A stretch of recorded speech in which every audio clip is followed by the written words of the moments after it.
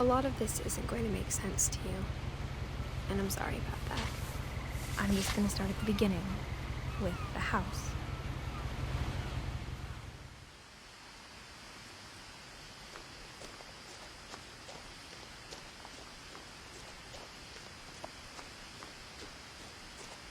I lived here until I was 11, but I wasn't allowed inside half the rooms.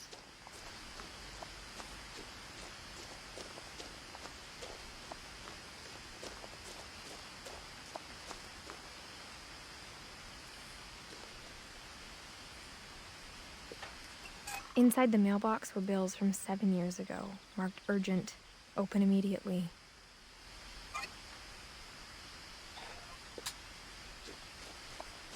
I hadn't been back since my brother Lewis's funeral.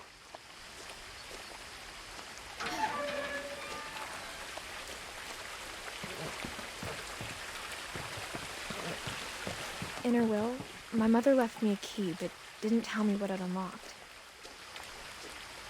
Maybe she thought I'd know, or she thought that the mystery would be enough to bring me back.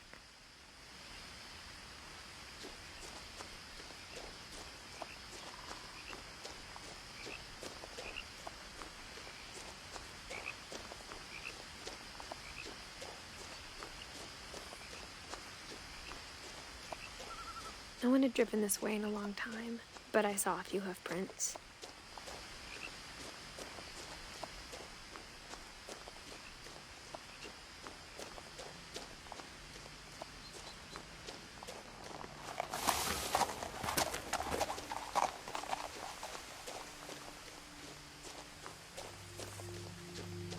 The truth is, even after I inherited the house, I never thought I'd come back to it. But now I had questions about my family that only the house knew the answers to.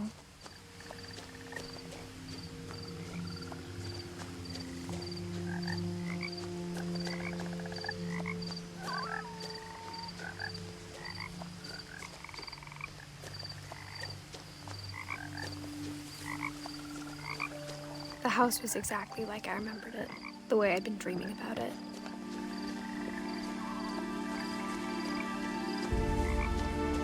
As a child, the house made me uncomfortable in a way I couldn't put into words.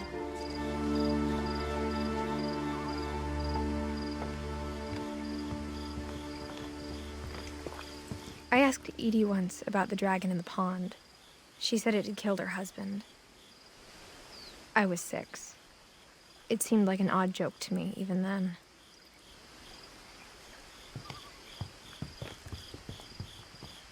Now, as a 17-year-old, I knew exactly what those words were. I was afraid of the house.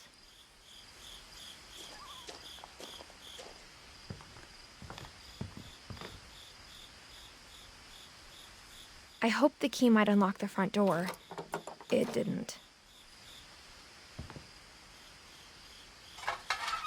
Looking in, I felt like the house itself had been waiting for me.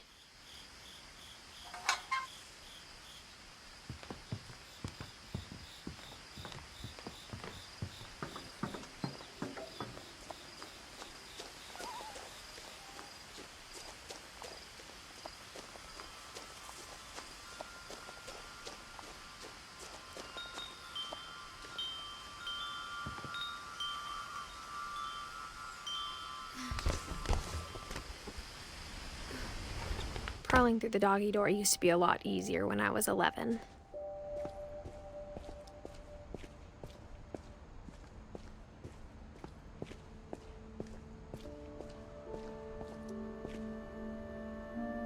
The power had been turned off the night we left. For the first time in years, I felt like I was home.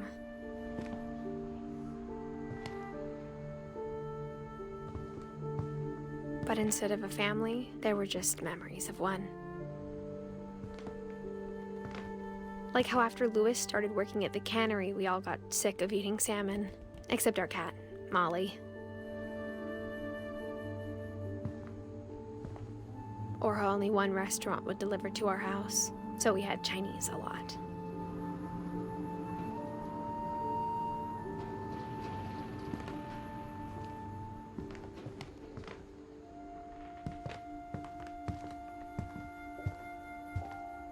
The table was still a wreck from the night we left. It was like a bomb had gone off, killing everyone but sparing the furniture.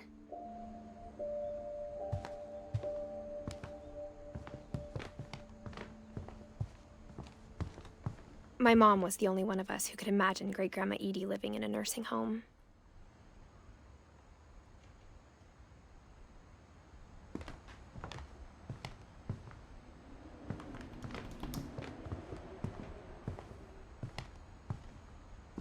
Nothing in the house looked abnormal.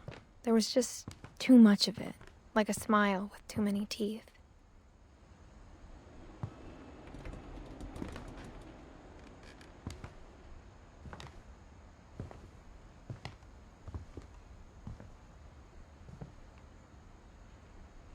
Mom always told me to stay out of the basement, so I wasn't too surprised when the key didn't fit.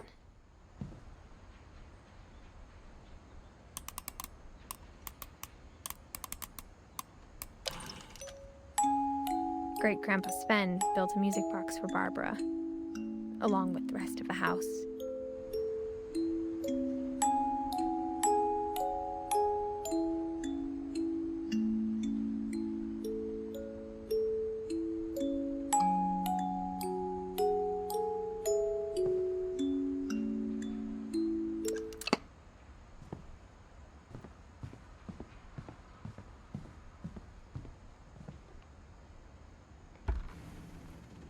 Edie told me once that every Finch who ever lived is buried somewhere in the library.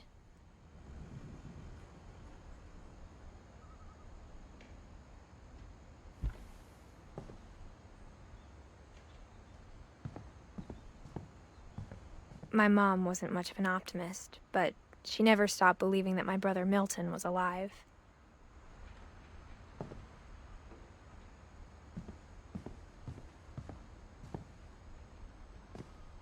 After Milton disappeared, Mom sealed up all the bedrooms.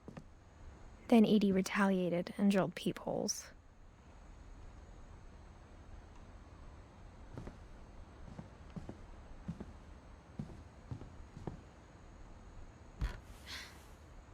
Molly always seemed like a girl I could imagine being friends with, if she hadn't died in 1947.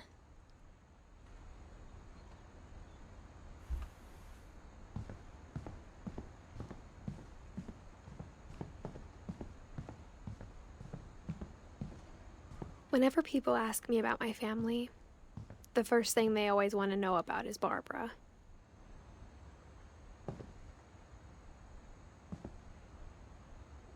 Edie's father, Odin, built the original house.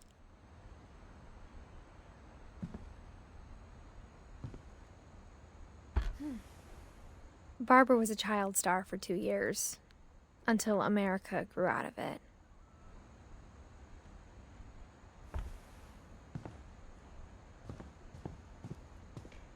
Mom must have locked the third-floor stairs on the night we left.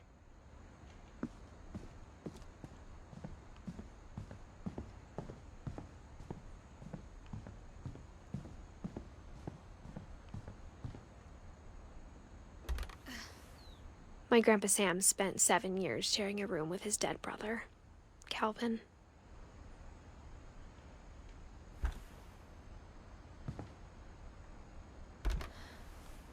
As a kid, I just assumed every house had peepholes and sealed rooms you weren't allowed inside of.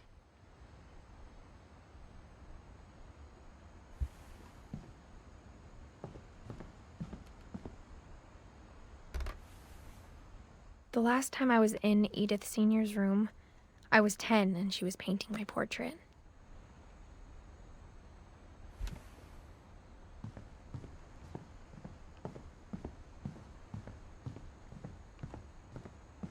I spent a lot of time playing in Great Uncle Walter's room. I think my mom sometimes regretted not sealing it up.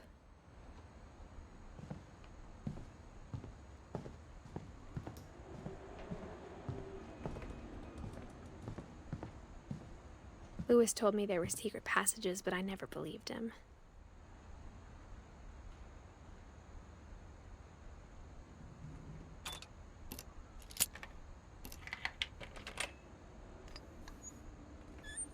Turns out, my mom was really good at keeping secrets. Now it was time to find out what my mom had been afraid of. From the paintings on the wall, it was clear my brother Milton had been here before me. Reading this, maybe it sounds like I had a plan. But I had no idea what was behind that door.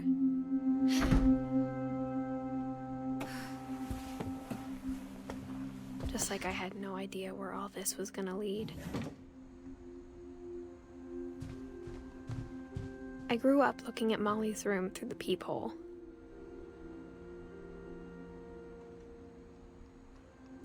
Molly's gerbil had a tiny bedroom with its own even tinier gerbil cage.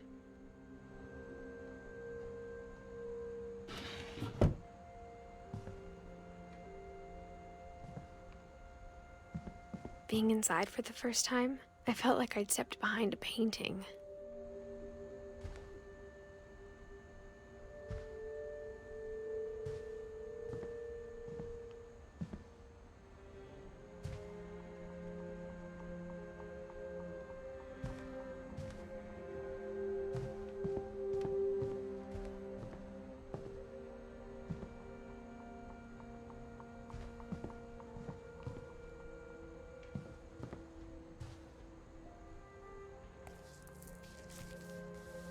December 13th, 1947. Dear Diary, I'll be gone soon, but I wanted to tell somebody about what's gonna happen. It started when Mom sent me to bed without dinner. I woke up and I was starving, so I looked around for something to eat.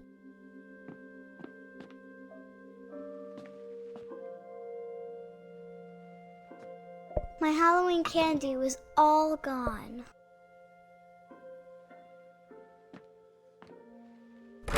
Mom, can I come out now? Sweetheart, it's late. Go to sleep.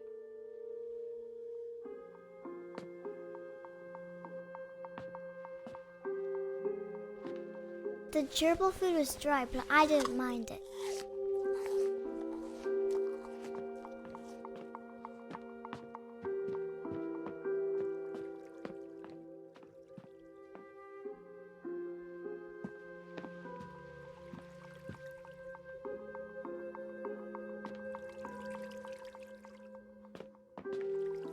I thought about eating Christopher, but I held back.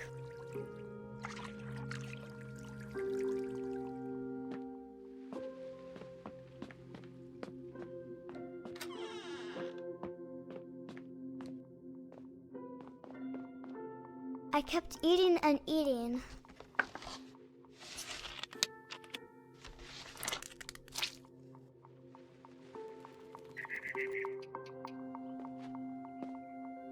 I ate a lot of things that night.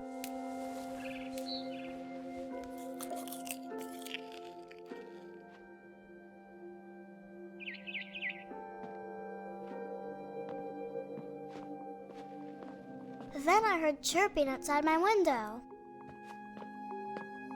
It was a barn swallow going back to her nest. I reached out for her.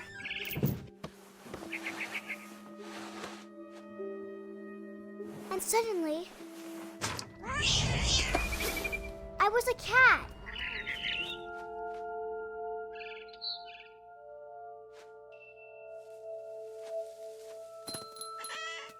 I tried to be quiet, but the bird was really scared.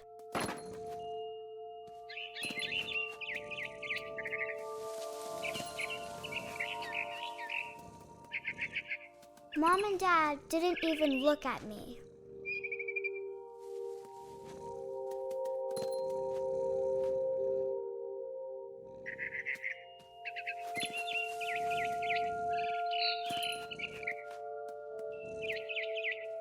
I jumped and I almost got her.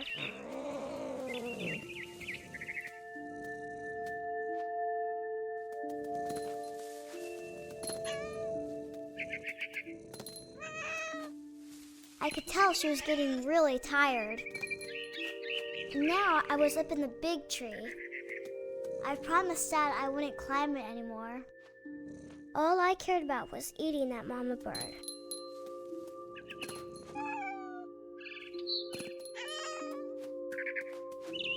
I gobbled her up. And suddenly, I was an owl. First, all I heard was the wind. Then I heard little teeth nibbling in the grass.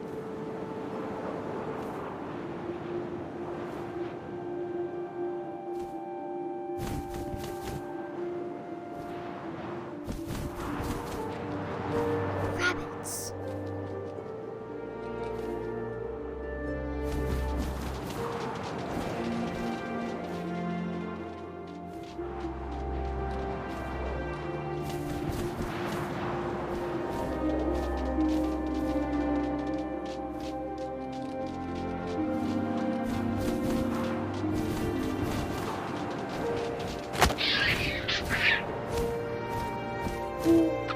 I imagined his face looking up and seeing mine through my talons.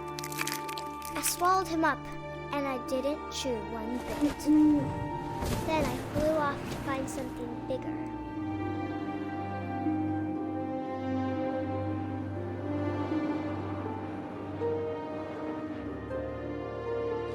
A mama rabbit.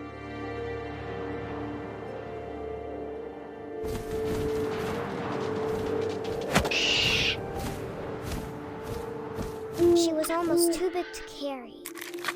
I started choking, but I couldn't stop eating. And suddenly, I was a shark.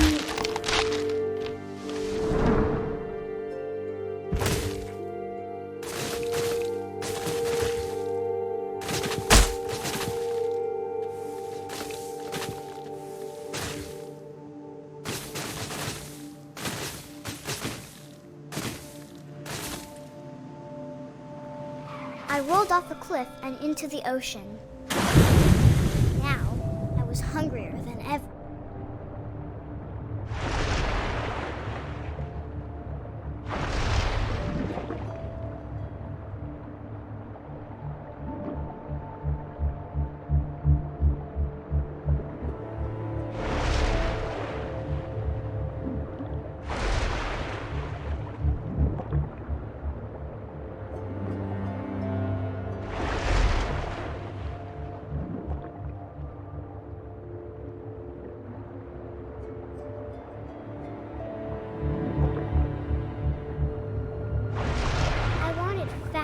Juicy seeds. I tore off her flipper and it tasted really good.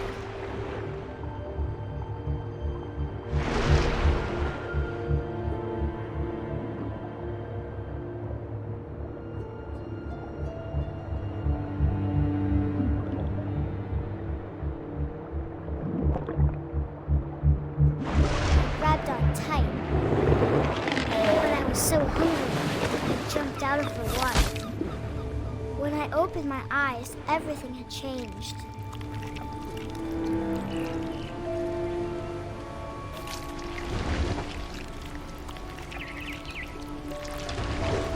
Now I was a monster, and I smelled people everywhere.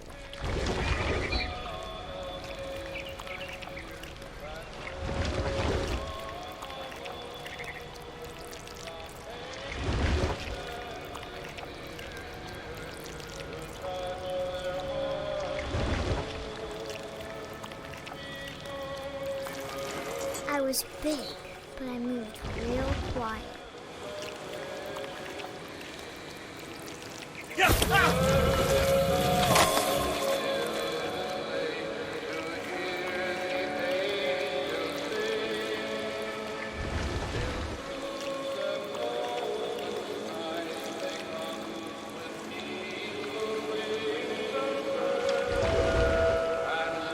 I wanted to stop, but also I didn't.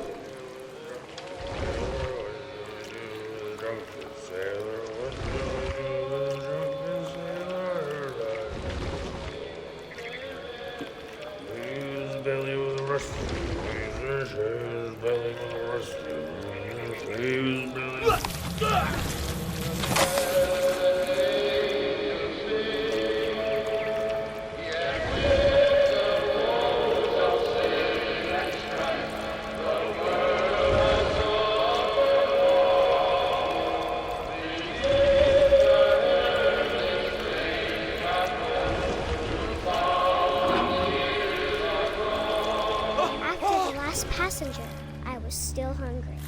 And across the water, I smelled something new. Something I had to have, so I swam towards it.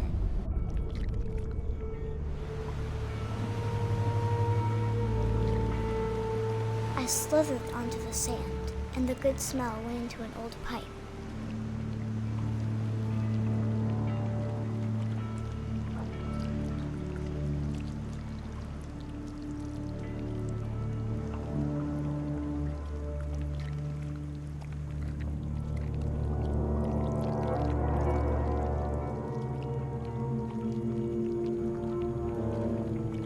I got closer and closer.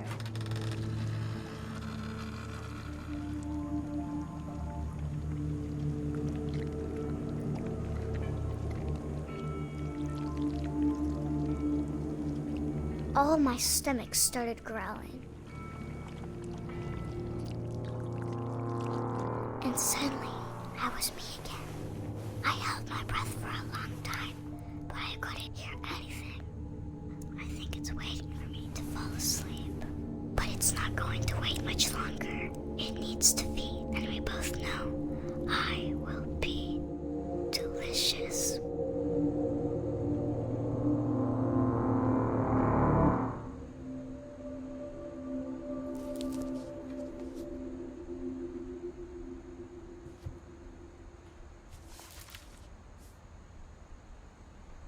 I'm not sure if I believed all of that, but I'm sure Edie would have.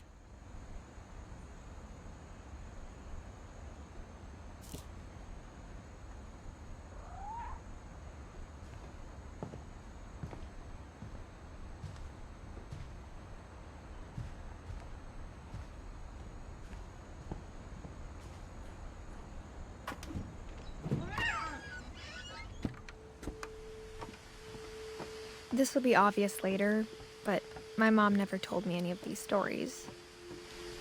Edie would have, but Mom didn't like bringing up the past. Though, when we adopted a stray kitten, she was the one who named it Molly. I spent a lot of time in Great-Grandma Edie's room.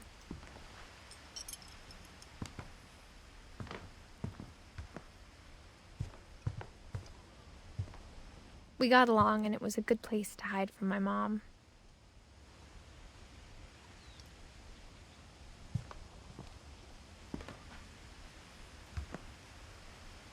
Edie gave a big interview about a mole man living under the Finch house.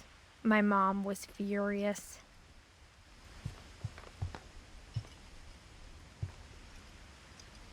Louis died a week before we left, but Edie had already started to memorialize him. Edie knit me a new pair of gloves every year, just in time to replace the old ones. When Edie told people Sven was killed by a dragon, she could also have said he was building a dragon-shaped slide that collapsed. She could have, but she didn't. Even in her 90s, sometimes Edie seemed a lot younger than my mother.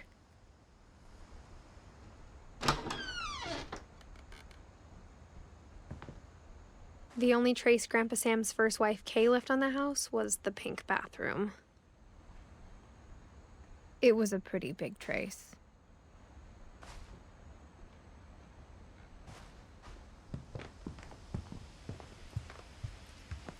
Her room was like a museum.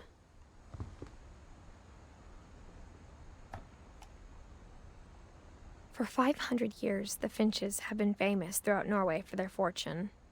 And misfortune. Odin Finch buries the latest victims of the family curse, his wife Ingeborg and their newborn son, Johann. On January 7th, 1937, he set sail with his family and his house, hoping to leave the curse behind. But 40-foot waves off the coast of Washington send the house and Odin to the bottom of the sea. Odin's daughter Edie, with husband Sven and baby Molly, step ashore on their new home, Orcas Island. Odin Finch is the first to be buried in the new family cemetery. His daughter Edie is already dreaming of a new Finch house.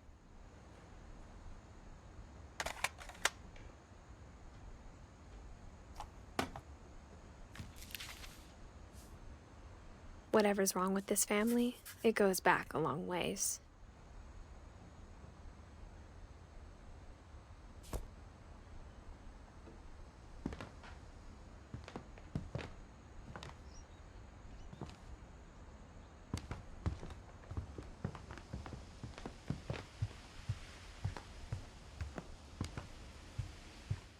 I hadn't thought of myself as Edith Jr. for a long, long time.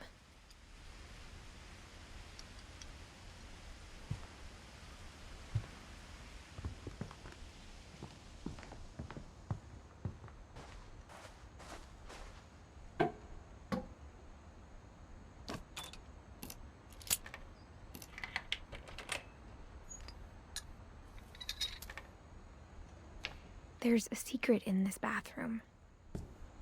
It's in the last place you would look. It isn't in the cupboard. It's hidden in this book.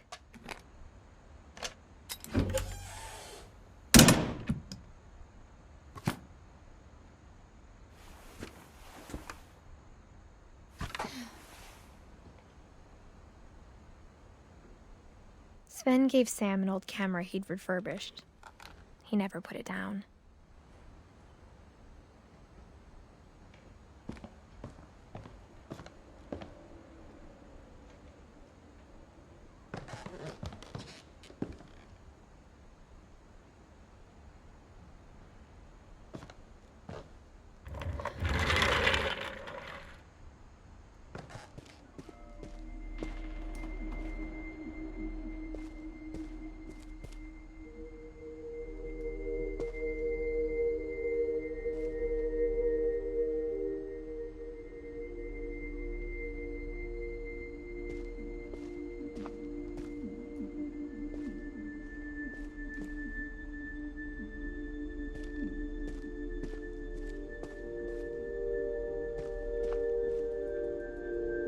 I knew Grandpa Sam had a twin,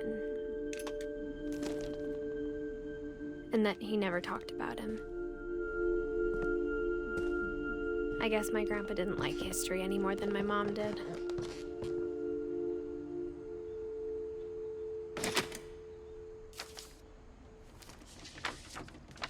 How I Want to Remember My Brother by Sam Finch. The thing I remember is that when he made up his mind, that was it.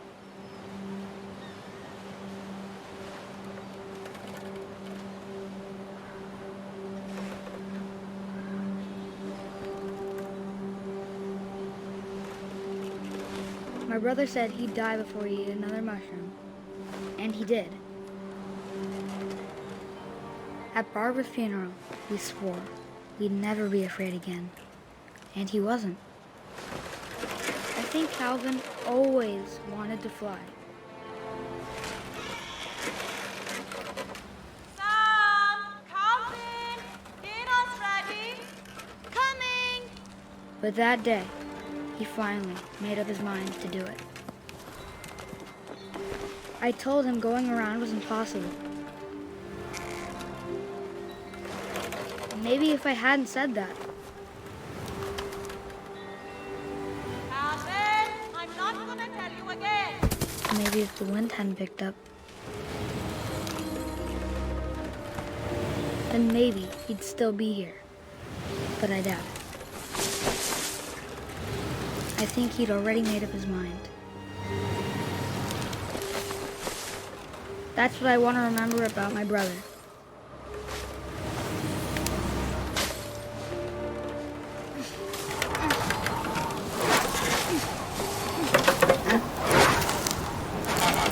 the day he made it to 95. And he did.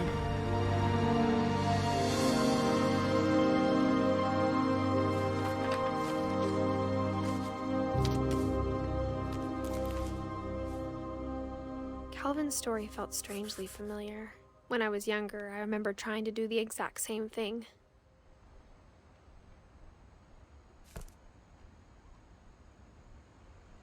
After the funeral, Edie roped off Calvin's half of the room.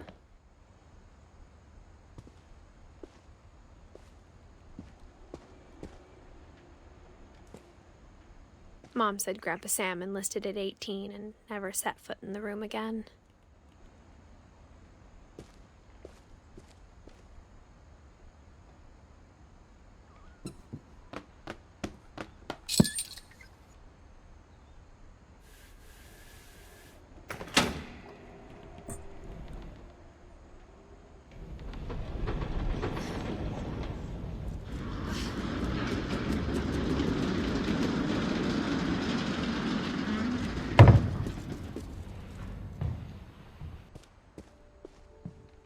The passages were a pretty tight fit.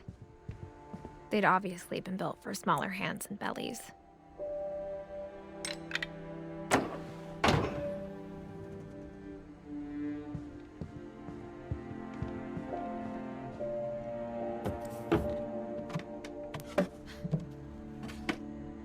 Growing up, I always thought of Barbara as a child star.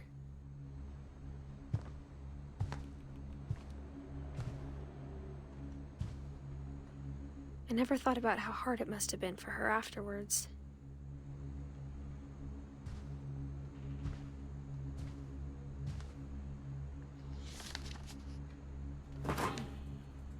Of all the stories people wrote about Barbara's death, I'm surprised Edie saved this one.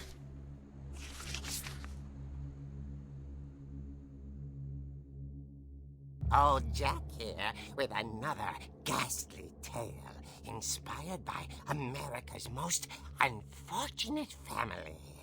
I'm calling it The Surprise Ending of Barbara Finch.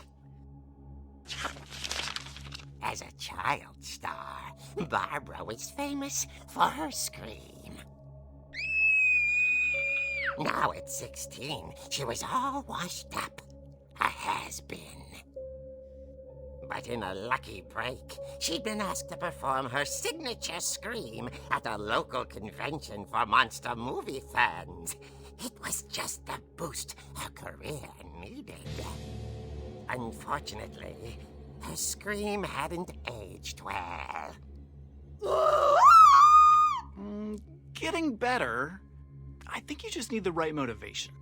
Her biggest fan and current boyfriend, Rick, was about to demonstrate when... Now that was a great scream. It was Barbara's father, Sven. He'd slipped into a table saw and had to be rushed to the emergency room. So Barbara got stuck babysitting her youngest brother, Walter. Her convention comeback was cancelled.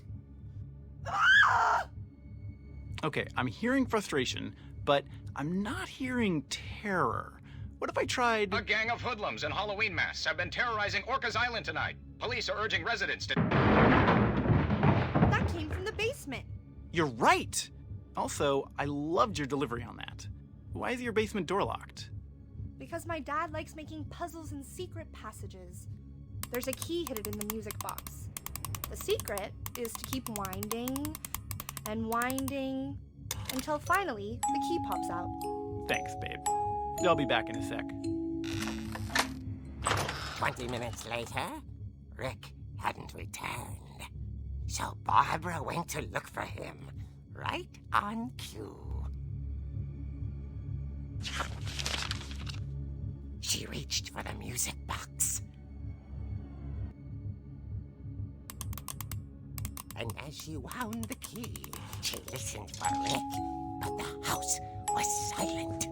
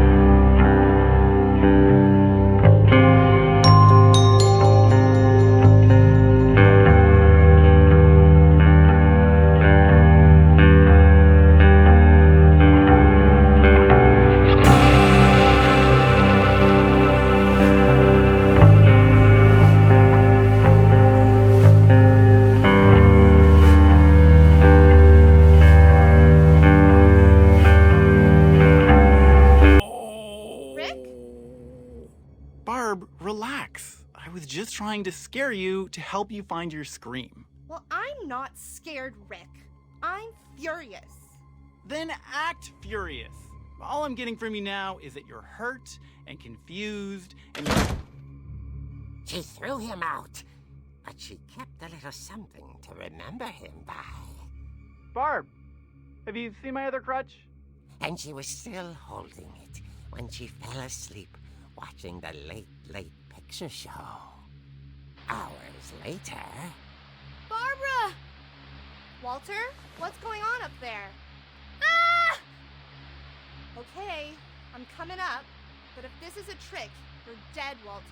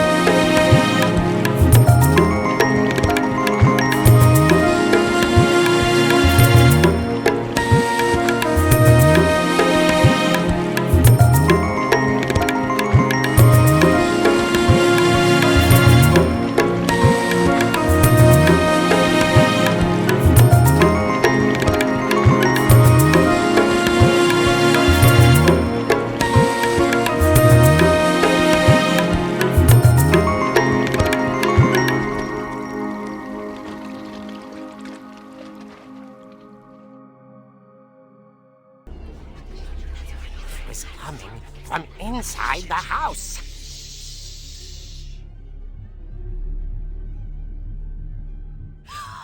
Oh dear. The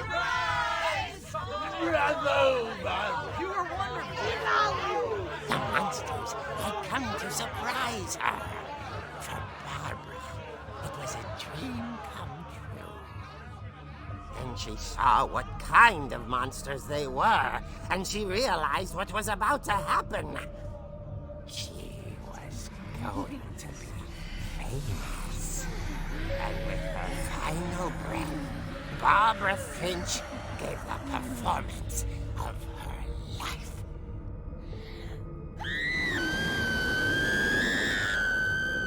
I wasn't there myself, but I hear Barbara was magnificent. Poor girl. She had a taste for stardom. But unfortunately, so did her fans. Of course, the police blamed it all on poor Rick, who disappeared the same night. And little Walter? Hiding under his bed the whole time. He took it all pretty hard, but that's another story.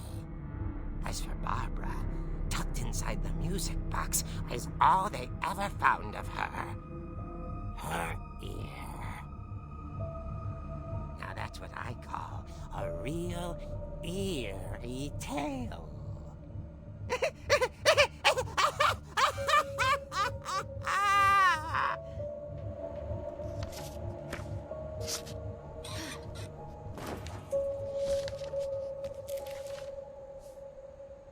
Edie told me all Barbara wanted was to be remembered, as absurd as that comic was. Maybe what Edie saw was a happy ending.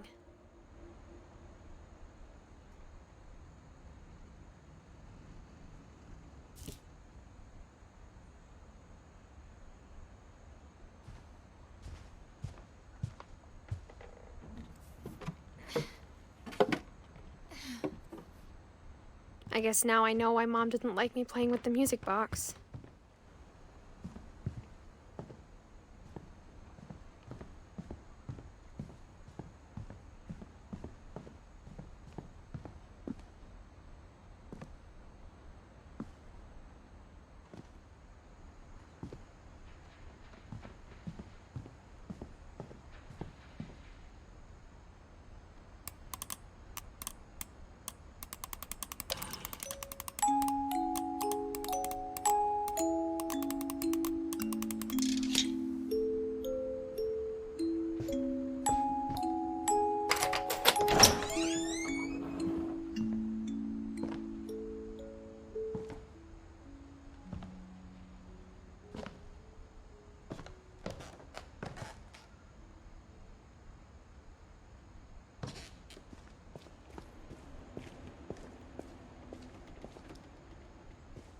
Mom said the basement was off limits, unless I wanted another tetanus shot.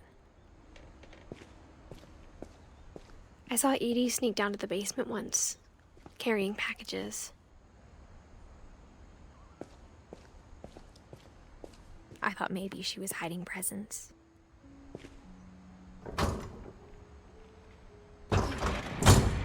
It turned out she was hiding a lot more than that.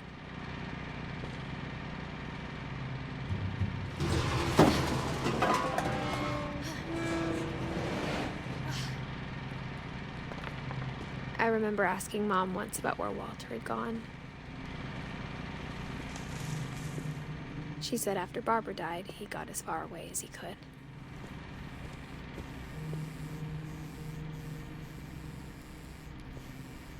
If there's a pattern in all these stories,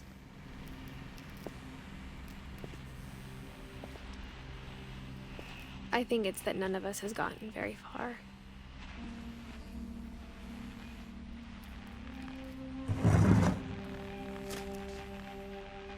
Goodbye, everyone. I can't believe I've been down here for 30 years.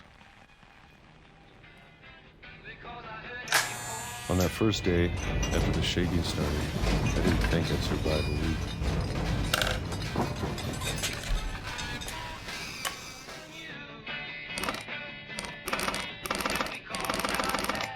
But after a few days, I settled into a routine.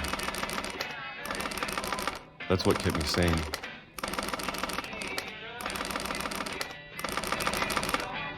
Having a schedule, living for today. I always expected to be dead tomorrow. But if you wait long enough, you get used to anything.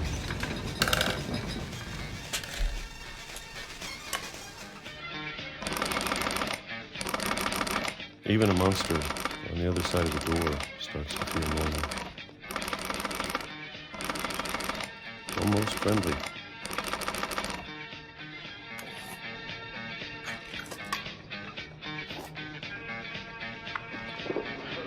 And then one day, everything just stopped. Whatever that thing was, it was gone. Maybe it got tired of waiting. Or maybe I just got tired of being afraid.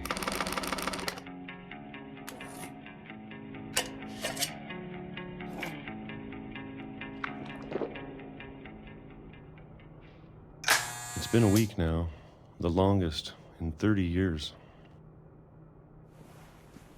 I'm done waiting. I have to leave while I still can.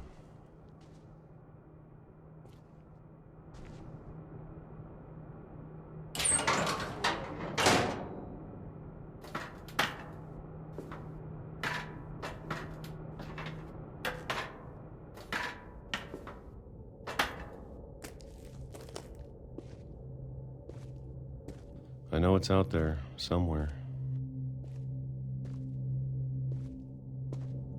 Whatever killed Barbara and Molly and Calvin. Maybe this is all a mistake. But I need to stop living the same day, even if it kills me.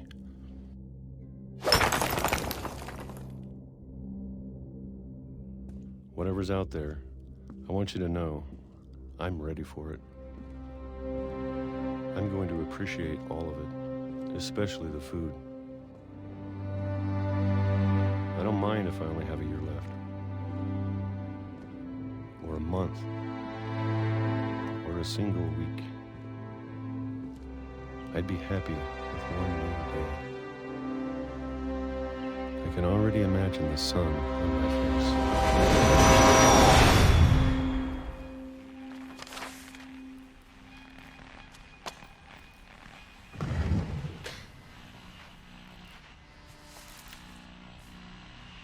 Walter died when I was 6. I can't believe my mom never told me he was down here.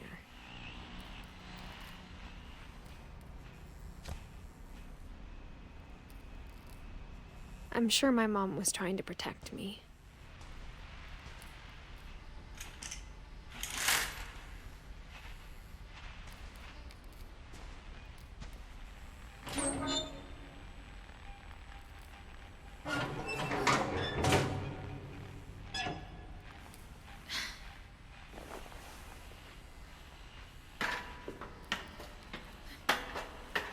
Maybe she was afraid I'd end up like Walter.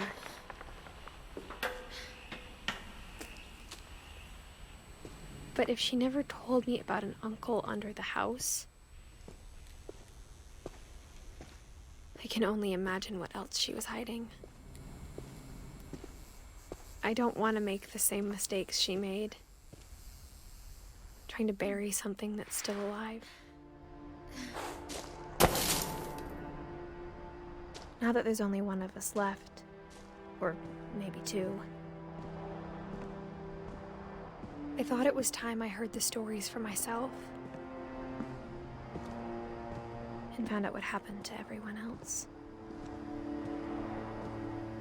But now I'm worried the stories themselves might be the problem. Maybe we believed so much in a family curse, we made it real.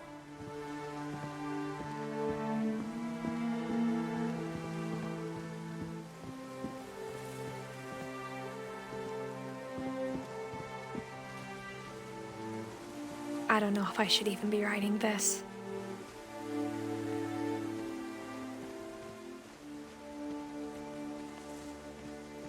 Maybe it'd be better if all this just died with me.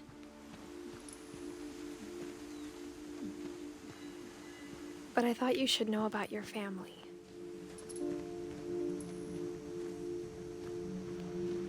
And the history you're a part of.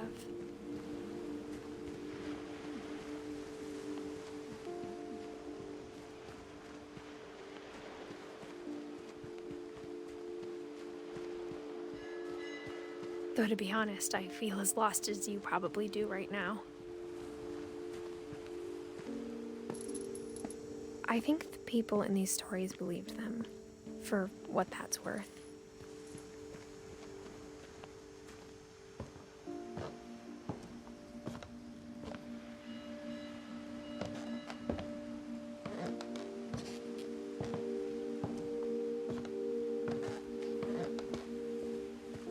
And when you look at the house, that history of imagination and stubbornness and madness, any of it seems possible.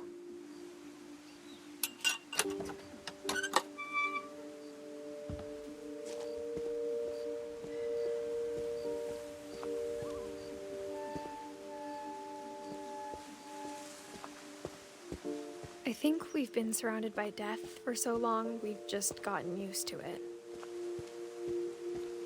What kind of family finishes building a cemetery before starting the house?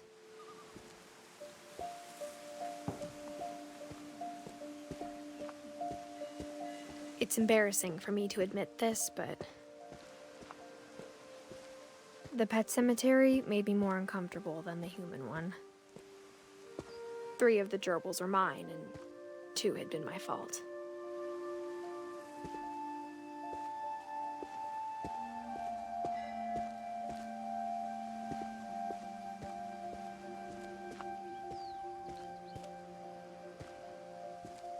Sven built the house, but it was Edie who designed the cemetery.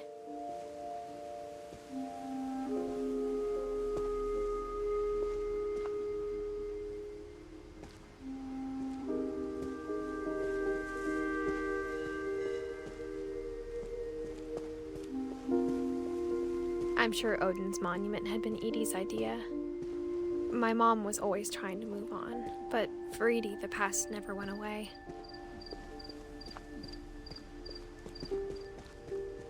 She could see it poking out of the water at low tide.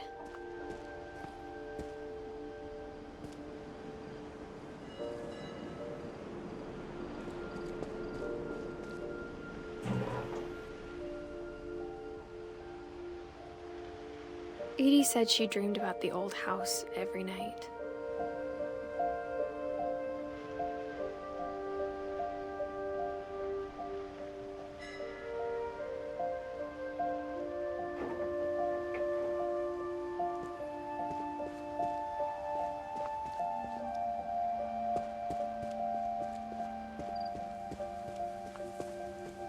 Edie's side was always easier for me to understand.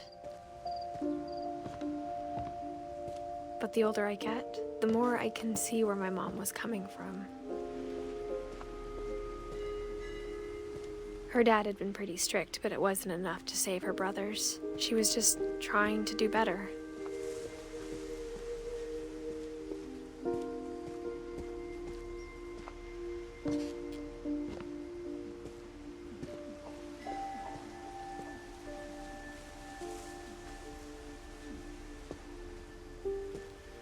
She lost 2 of her brothers, just like I did. I get why she tried so hard to protect us.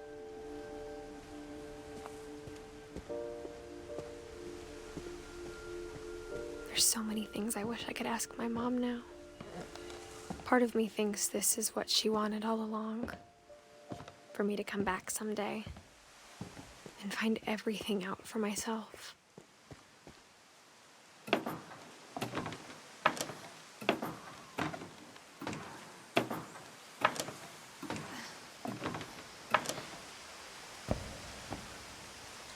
But looking back on it now,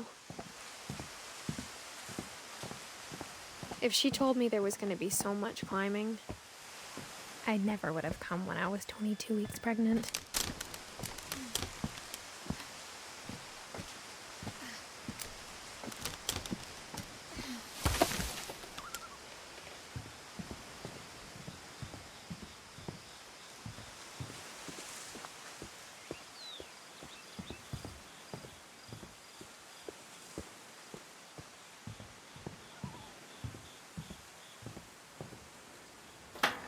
I never met Grandpa Sam, but I think he and my mom had a lot in common.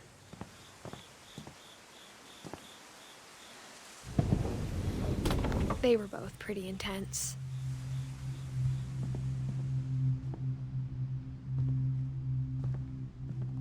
Sam spent his life shooting photos, but Mom said he got nervous being in front of the camera. I guess we're all afraid of something.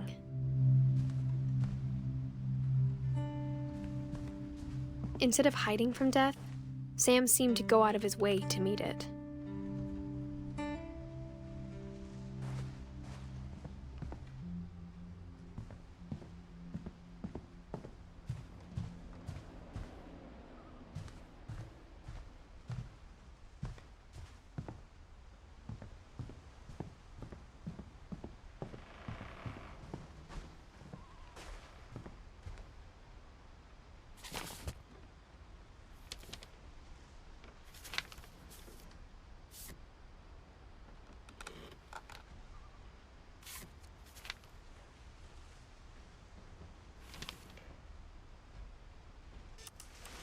Dawn, I promise, you'll never forget this weekend.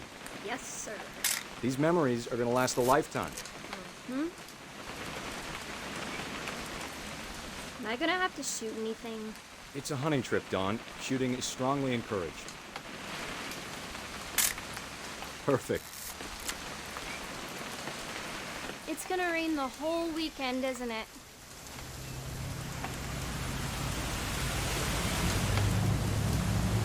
Please just take the damn picture. Hey, language. I will never forget this weekend, Dad. That's the spirit. Okay, got it. I'm gonna take some pictures, okay? Just be careful. The camera's older than you are.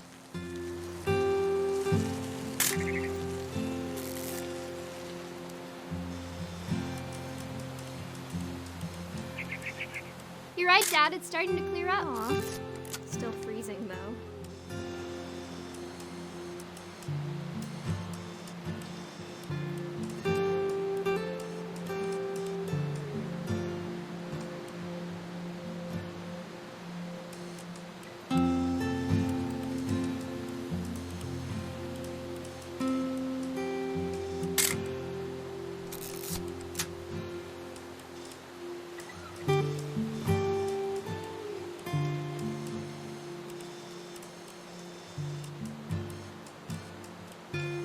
Definitely should not have drunk all that coffee.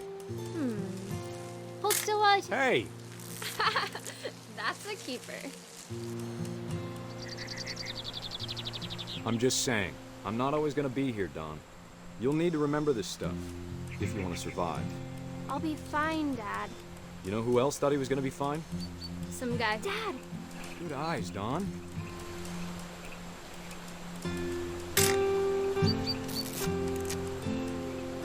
Before you take the shot, let me get a picture of him.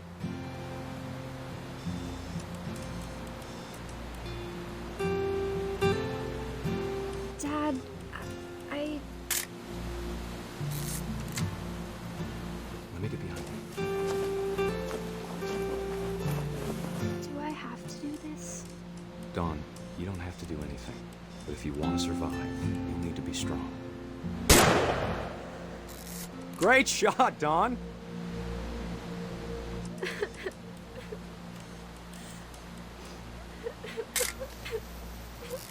I'm proud of you, Dawn. Always remember that, okay?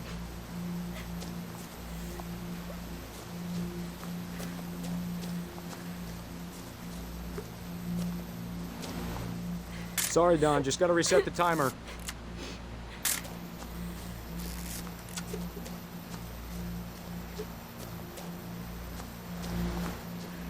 Dad, it's twitching. I think That's it's totally so... normal, Dawn. Just focus on the camera. Try not to think about... Dad!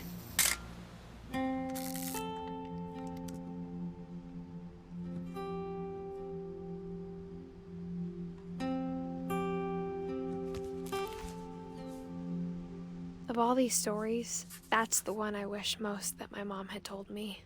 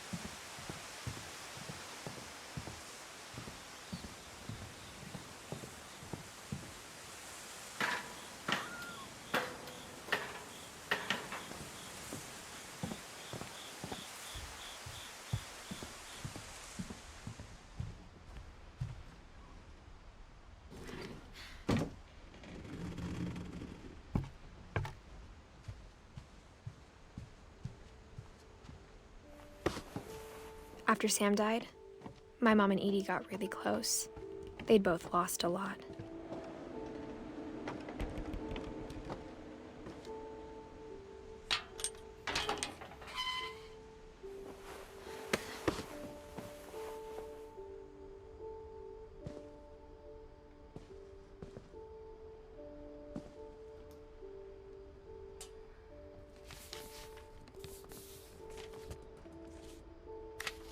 Dear Kay, do you remember the way Gregory used to laugh when he thought he was alone? Like something funny was happening, but only he could see it. I think he saw things the rest of us don't.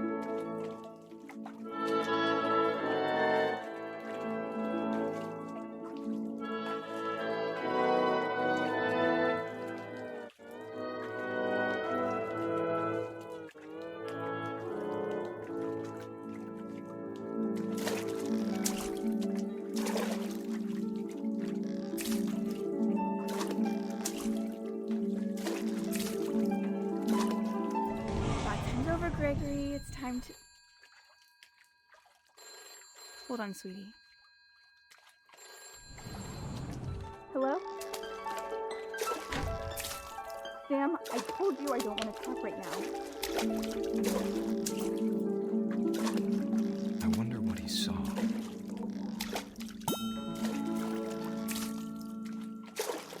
What his world was like.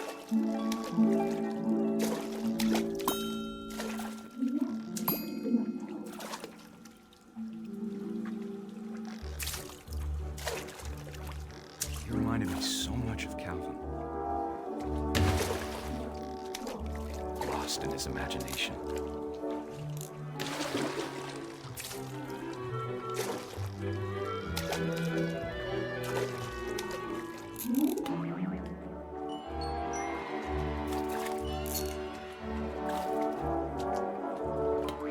I know how silly it sounds.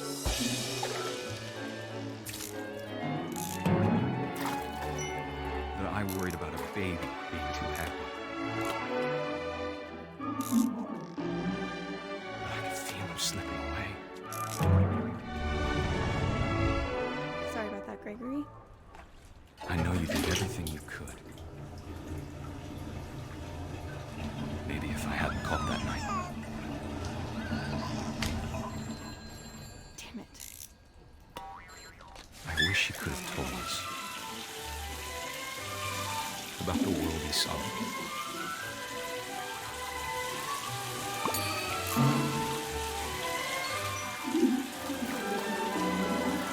There's so much I don't understand about Gregory, about everything.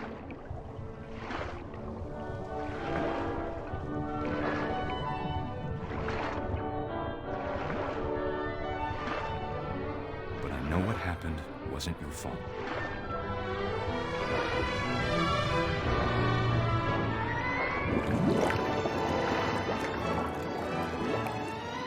I'm sure he's happy. And he'd want you to be happy too. Good luck, Kay. Love, Sam.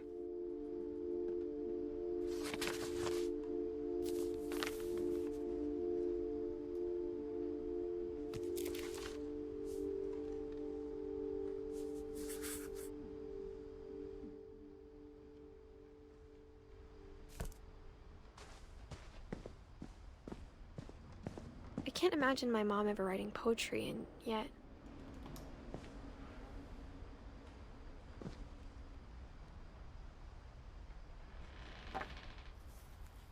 A poem for Gus, who always said the wedding was a bad idea.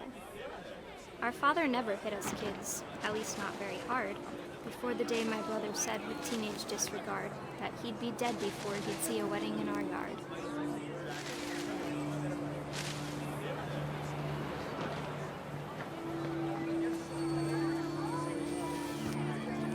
My father made him come, of course, but Gus stood far apart, just flew his kite and bottled up the storm inside his heart.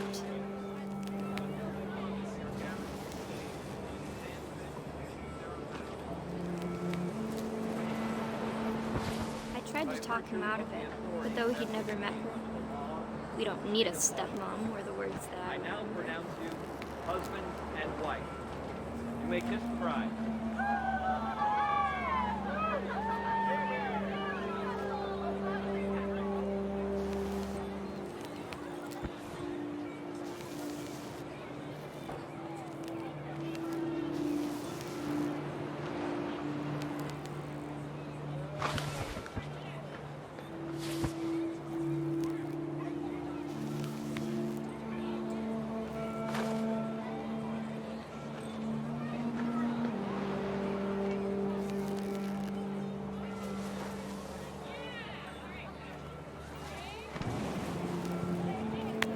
When the time for photos came, Dad ordered him to come here.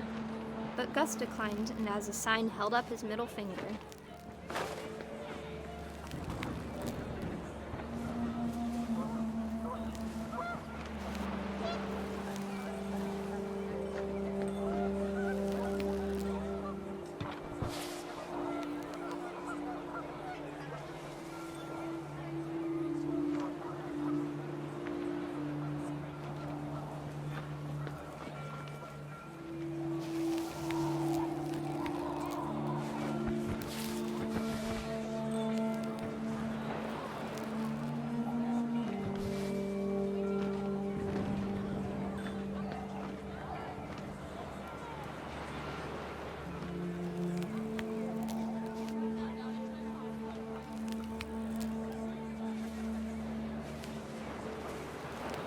The wind picked up, and panicked geese appeared and quickly went.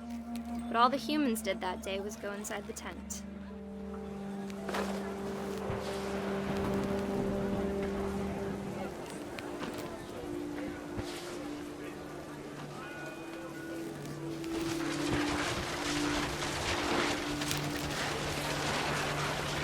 The rain came down in buckets then, but no one seemed afraid that nature might destroy the tent our dad had crudely made. The thunder sounded much too close and full of angry power. But all my father said to this was, "Make the music louder."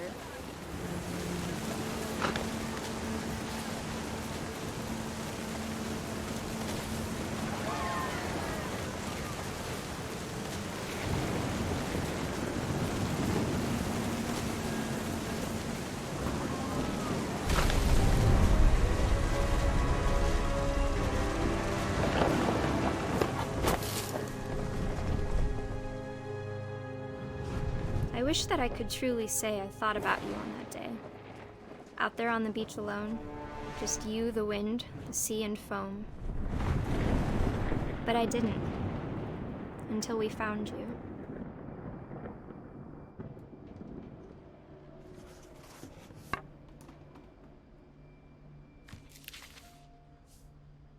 She never talked about him, but Mom told me once if I was a boy, they were going to name me Gus.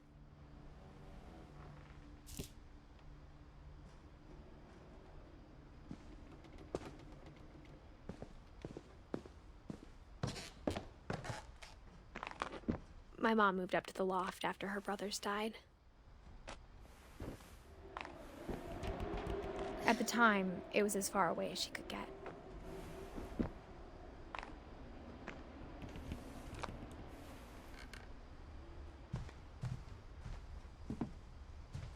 She spent a summer building houses in Calcutta, where she met my dad, Sanjay.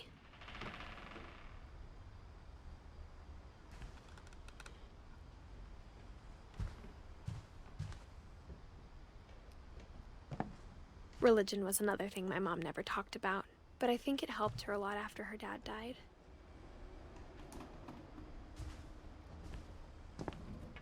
My mom moved to India a week after graduation and got a job teaching English. Louis was born a year later. When my dad died, I don't think Mom knew where else to go. I'm sure Edie was happy to have her back. The house had to get a little bigger, but Edie was used to that. And for a while, things were good. Almost normal, but it didn't last.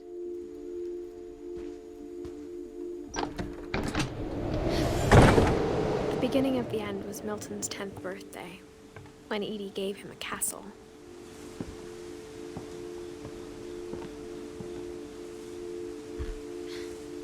After Milton disappeared, the only thing he left behind was a room full of paintings.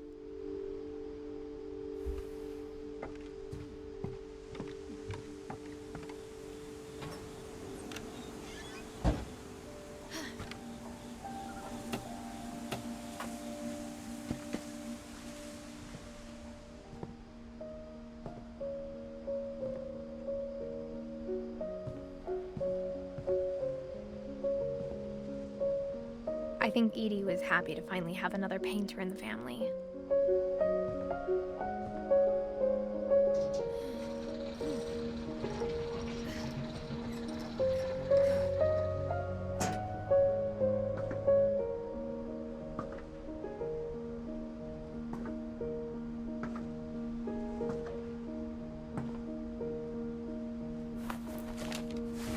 Milton Finch in The Magic Paintbrush.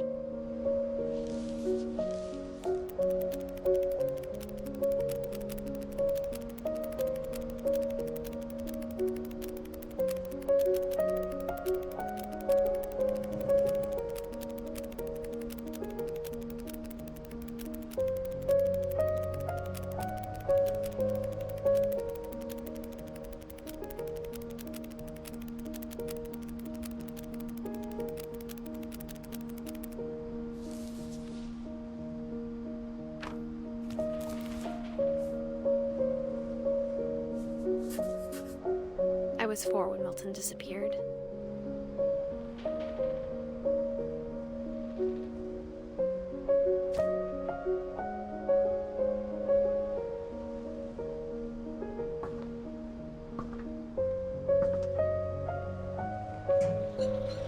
Mom spent months searching for my brother.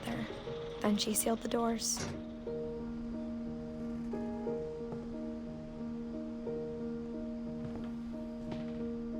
Whatever Milton had found in the house, Mom didn't want it getting out.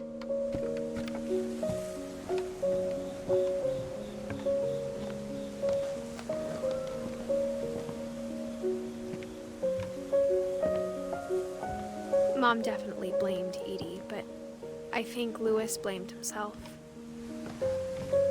After he graduated, he just spent more and more time in his room, until Mom got him a job at the cannery.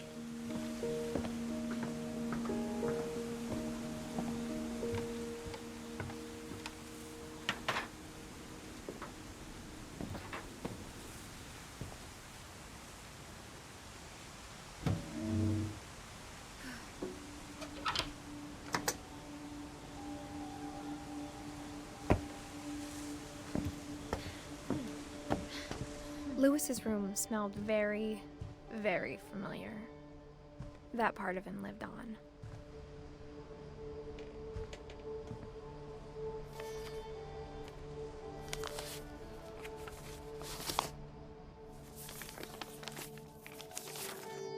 Dear Mrs. Finch, as Louis's psychiatrist, I can understand your desire for an explanation. As I see it, the trouble began in January, shortly after we convinced your son to seek treatment for substance abuse. Newly sober, I believe Louis first noticed the monotony of his daily life.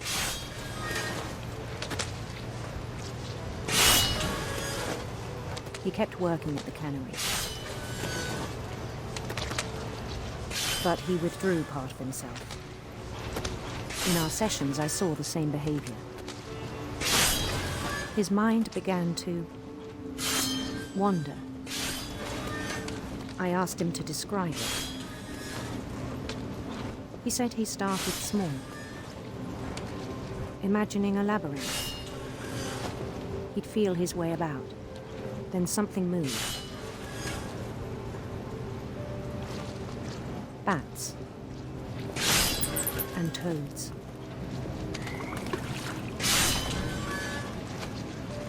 And things that have not names. He knew it was all in his head. But he took it very seriously. I had hoped he'd find himself.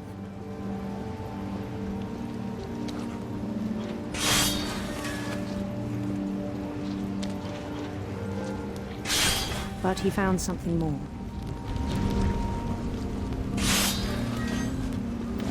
I worried about him then. Daydreaming at the cannery. I spoke with his boss.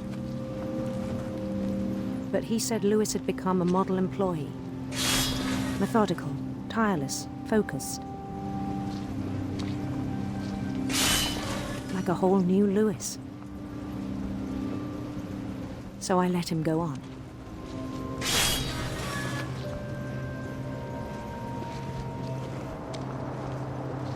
I even encouraged him. It seemed very promising at first. He told me he'd made a new friend.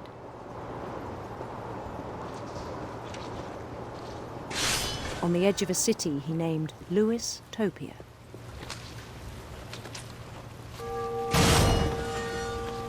He built the city up slowly, brick by brick. Then he made musicians.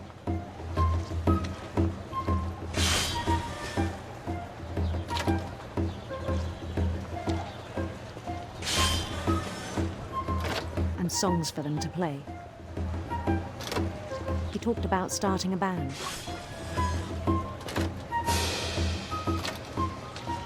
And he was always humming something. Every day his imagination grew stronger.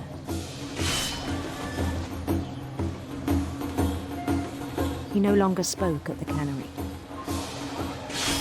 But his chopping was as reliable as ever. Then one day it struck him that all the cheering crowds, even the stones under his feet, were all in his imagination. So he could do whatever he wished.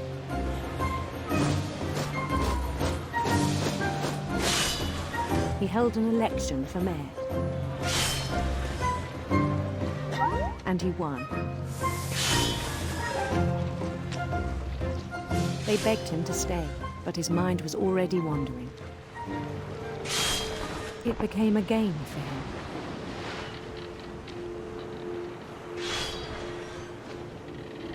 He'd conquer a city, then immediately push on. New Louisville.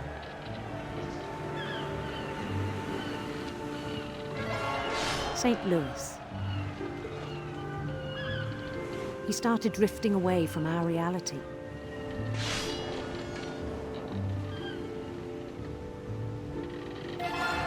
Minneapolis, until one day he forgot to go home from the cannery.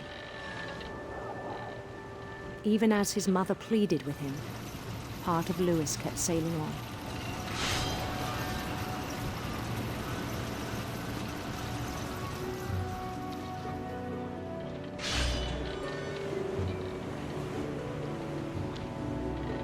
In Lewisburg, he heard rumors of a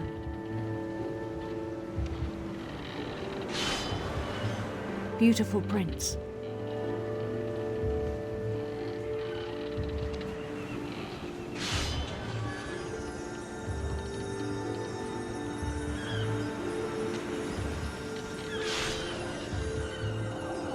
The prince was on his own quest for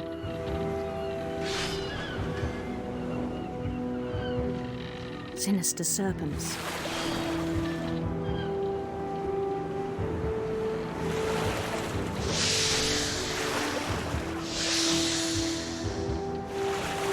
He followed the sound of his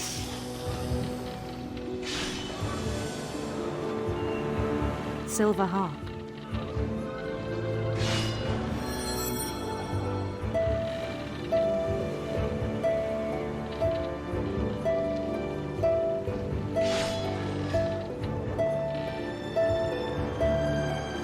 His chase led him to a golden palace east of the sun and west of the moon. Even then, his logic remained sound. He knew the world was all in his imagination.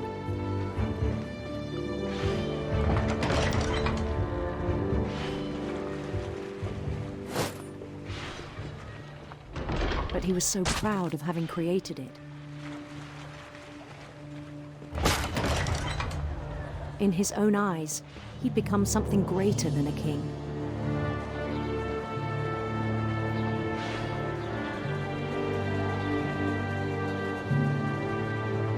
For someone who'd never known success in the real world, I think it was overwhelming. And then it struck him that the real Lewis was not the one chopping salmon, but the one climbing the steps of a golden palace.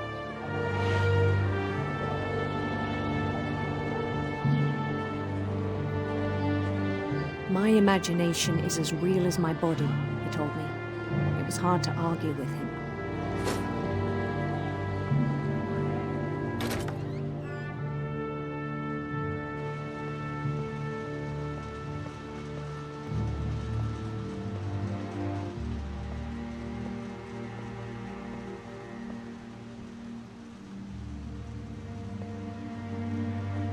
He began to forget the world we know.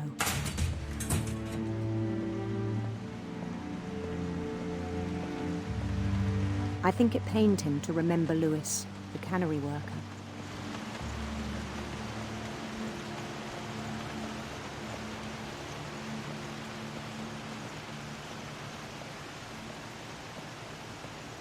He began to despise the man with a royal contempt.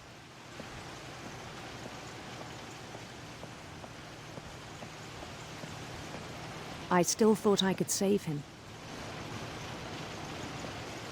Even after he said he was being crowned king over all the lands of wonder. The palace would be packed with his companions.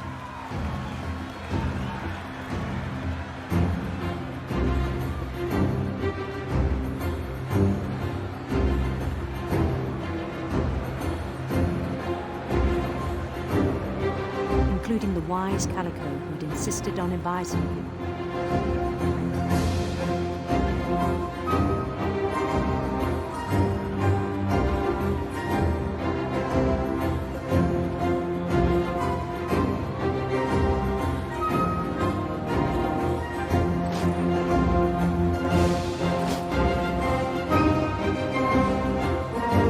His prince waited, holding his crown.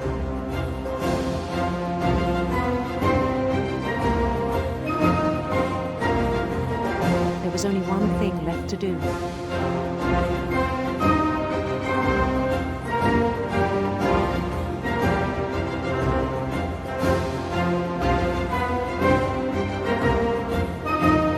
Bend down his head.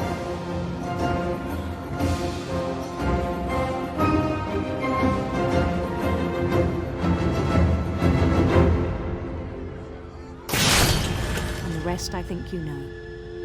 Mrs. Finch, your son was a kind man who will be missed by all of us who knew him.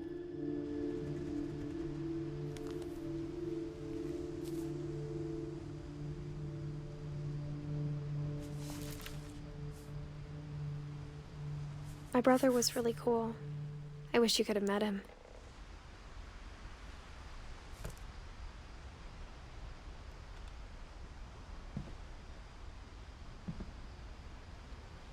Lewis and I spent a lot of time playing games together, but he was surprisingly bad at them. He died a lot.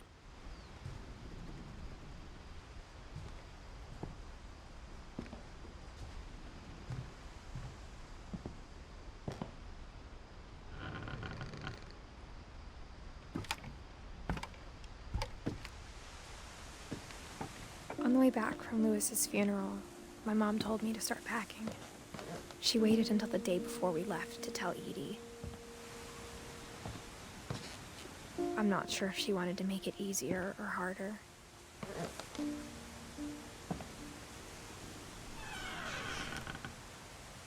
I wish we'd stayed. But I understand why we left.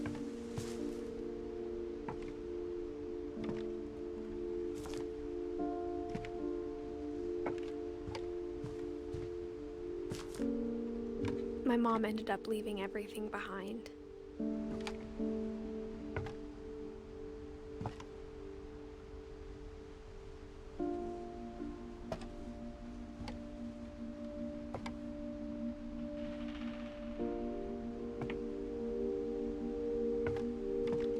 What happened that night had been coming for a long time. Maybe it should have come sooner.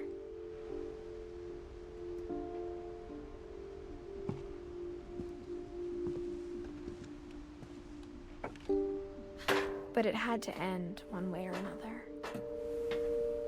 All that's left now was to tell you about that last night.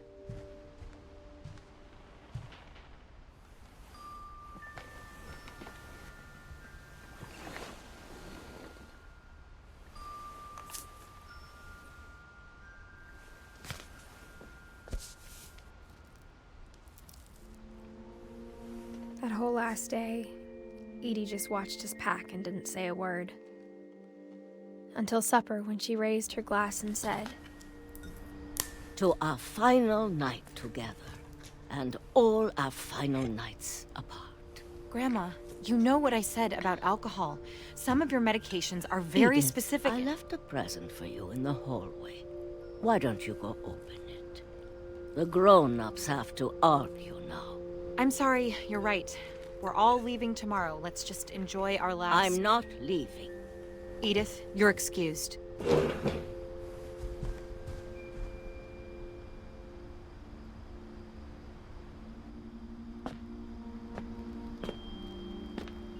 The power had been shut off that morning, but Edie always had plenty of candles.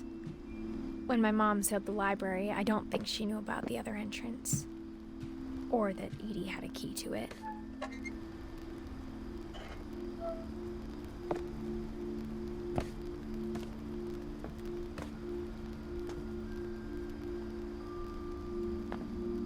That thing you're afraid of isn't going to end when you leave the house. Edith has a right to know these stories. My children are dead because of your stories. I think it's best if Edith and I leave tonight. We'll have the nursing home send a van for you in the morning, okay?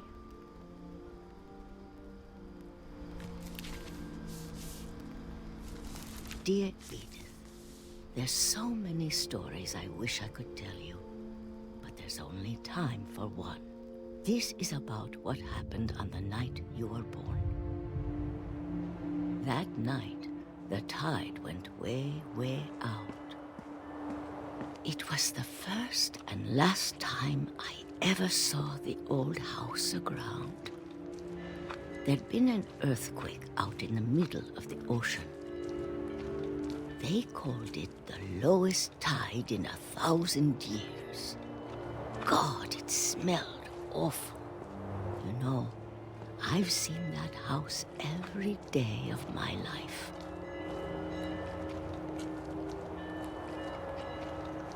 But I never thought I'd go back to it. When the fog rolled in, I lost my way.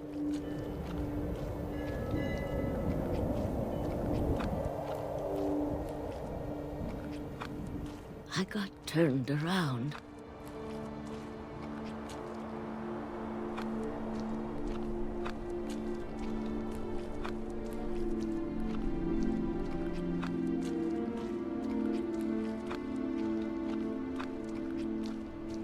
For a while, I wandered. I started seeing things.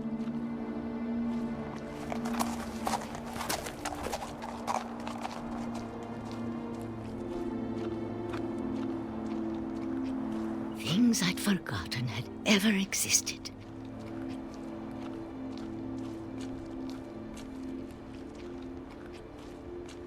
But when I saw them, they felt like old friends.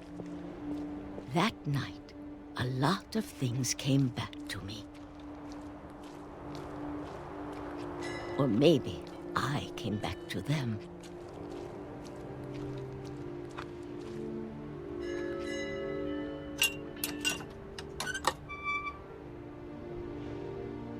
Things I can't explain, but that I need you to try and... Edith, what are you doing in here? It's mine. Edith! Mom, you're gonna rip it! Let go! I kicked and screamed, but Mom dragged me to the car. I never saw Great Grandma Edie again. The next morning, the van came to pick her up, but she was already gone. After that, we moved around a lot.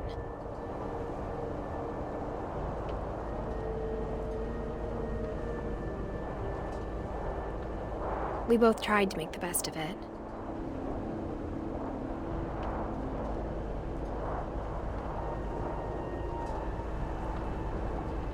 A few years went by.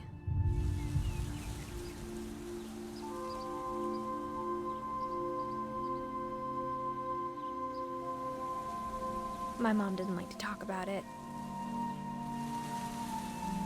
but she started getting sick a lot. The rest happened pretty quickly.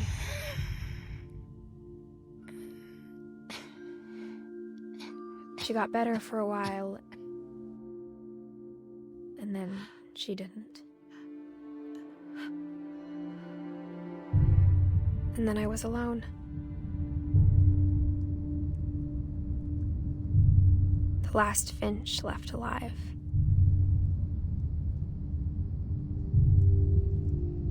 Until I found out about you. I'm still not sure what to tell you about all this. If we lived forever, maybe we'd have time to understand things. But as it is, I think the best we can do is try to open our eyes. And appreciate how strange and brief all of this is. This journal was supposed to be for you. But now I hope you'll never see it. I just want to meet you and tell you all these stories myself. But I guess if you're reading this now, things didn't work out that way.